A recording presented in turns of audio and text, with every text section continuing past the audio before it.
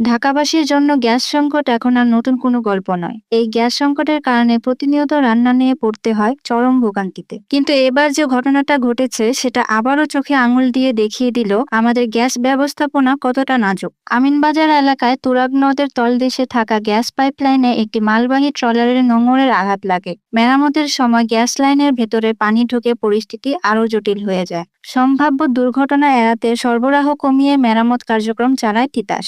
এর সরাসরি প্রভাব পড়ে আমিনবাজার থেকে আসাদ গেট পর্যন্ত বিস্তৃত এলাকা জুড়ে। মোহাম্মদপুর, আদাবর সহ আশপাশের কয়েক লাখ মানুষ পড়ে যান চরম গ্যাস সংকটে। কর্তৃপক্ষ বলছে লিকেজ অনেকটাই নিয়ন্ত্রণে এসেছে, কিন্তু সমস্যার মূল জায়গা হলো পাইপলাইনের ভেতরে জমে থাকা পানি। এখন বাসাবাড়ির রাইজার খুলে পানি বের করতে বলা হচ্ছে, যা সাধারণ মানুষের জন্য বাড়তি ভোগান্তি ছাড়া কিছুই না। এদিকে শীত মৌসুম শুরু হওয়ার পর থেকেই রাজধানীতে গ্যাসের স্বল্পচাপ নিয়মিত ঘটনা। দিনে গ্যাস নেই, রাতে সামান্য আসে। মানুষ বাধ্য হয়ে এখন হোটেলে খেতে যাচ্ছে, আর সেখানে তাল মিলিয়ে বাড়ছে খাবারের দামও। সব মিলিয়ে প্রশ্ন এখন একটাই, এত গুরুত্বপূর্ণ একটি অবকাঠামো কি এতটাই অরক্ষিত থাকবে, নাকি প্রতি শীতেই ঢাকাবাসীকে এভাবেই ভোগান্তির জন্য প্রস্তুত থাকতে হবে?